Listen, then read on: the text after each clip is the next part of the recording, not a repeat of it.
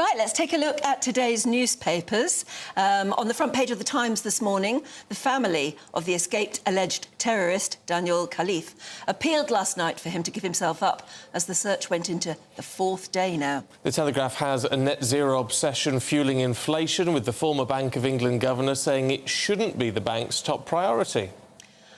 I'll fight doctors who say I should be left to die. That's on the front page of the Daily Mail this morning. A seriously ill teenage girl has vowed to fight doctors who she says wish to impose certain death. Woke judges under attack and ministers must stop bowing to human rights rulings, according to the Express this morning. And miss you, Granny. On the front page of the Mirror, William and Harry paid separate tributes to their beloved grandma yesterday, a year after Queen Elizabeth's death. OK, let's go through those then with journalist Ella Whelan and political consultant Emma Burnell. Good morning to you both. Ella, let's kick off with the Express, should we? Woke judges under attack. Yes, so, I mean, the discussion about the tensions between protecting human rights on the one hand and enacting immigration policy and, you know, possible deportations and the barge and all the rest of it have been ongoing.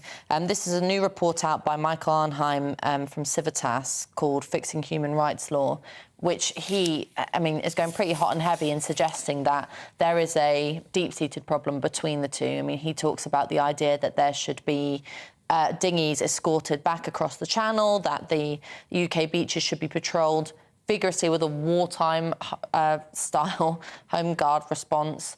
I'm not sure that would be too popular for most of us, the idea of that level of extreme sort of policing and security. But basically the thrust of his argument is that there is, which I think probably most people agree with, that there seems to be an irresolvable tension between, on the one hand, lawyers acting in the interests of their clients, you know, protecting human rights and ensuring that things are done in line with the European Convention of Human Rights. On the other hand, politicians trying to do something about small boats, trying to do something about immigration policy.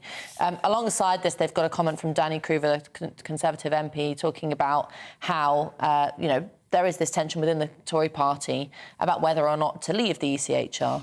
But the interesting thing about this report from Michael Arnheim is that he's still talking about things in terms of rights. So he says that the problem is not that human rights are a democratic issue, but that the current situation is damaging our collective human rights. So he talks about housing, access to GP appointments, schools and stuff like that. And for me, anyway, the problem with making this an issue of rights and a battle between rights is that you don't talk about the bigger picture, which is sovereignty, democracy, you know, parliamentary rule of law, all the rest of it. But a lot of people say, when they hear migrants are coming here and being put up in hotels and all the rest of it, a lot of people say, what about our human rights? Yes, which is... And that's his point. Which is Arnheim's point. The point that I have is that if you see things in terms of competing rights, it's not necessarily a political issue. It sort of ends up being a zero-sum game, when in actual fact we do have to come to a kind of cold decision of saying which is more important.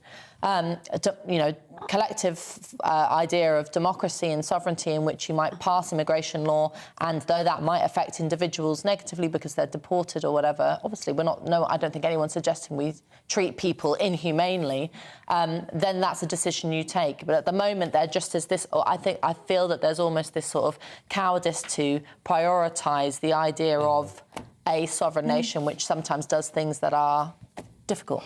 OK. Emma, let's have a look at the Times, should we? And this terror suspect on the run. Yeah, the police are saying that they're offering a £20,000 reward for anyone who's got information, which feels low to me.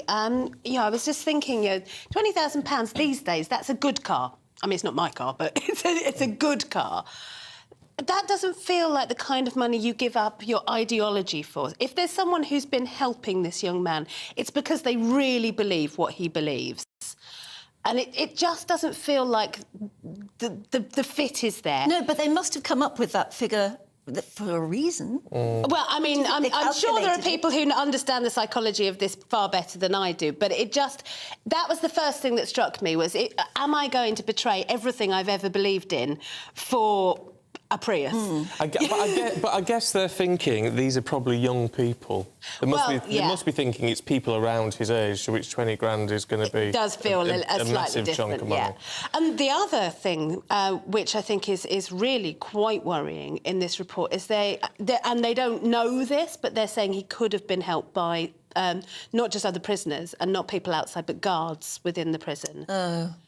Which, again, I mean, a lot of the sort of secondary reporting around this, I mean, obviously the initial story is dangerous terror suspect has broken out of prison, but the secondary reporting is about the state of Wandsworth Prison and the prison estate more widely. That brings us to the next newspaper, Ella, in The Independent. You were looking about that. There's a report about the situation inside Wandsworth. Yeah, which has been a problem for a very long time. And Wandsworth also might be particularly in bad condition, but it's not unique. There is an issue with prisons across the country, particularly with staffing. So, I mean, The Independent goes into detail about cells being plagued with damp and vermin.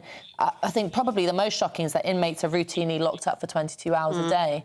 I've been working in a women's prison for about a month now, and staffing has always been a problem in terms of even just getting someone to a class that you're doing or an event that you're doing inside the prison, is the fact that because there isn't enough staff to do simple things like counts, prisoners end up staying, locked up, and they're not meant to be in solitary confinement. They're not. They should be allowed access to, all this sort of educational things, but also being able to get out and go around, go outside within the prison walls and all the rest of it. And that just isn't happening. So it's from the sort of extremely dire to the sort of almost the mundane things of just being able to get a bit of fresh air every day. And that, the question The Independent asks is whether or not, that leads to frustration, increased access to drugs. This is the problem, of course, because we know that there's a massive mental health link to a lot of people in prison have mental health issues, and it's a bit of a chicken and egg which came first thing, but it cannot be good for people's mental health and therefore their likely recidivism rate. Exactly. Yeah, I mean, that's the issue. You want them to come out of prison and not reoffend. Yeah. That's the whole point, unless you go down the premise of lock them up and throw away the key, which actually doesn't do anybody any favours, including society. We've got to leave it there. Emma, Ella, thank you very much indeed. We'll catch you a little bit later on.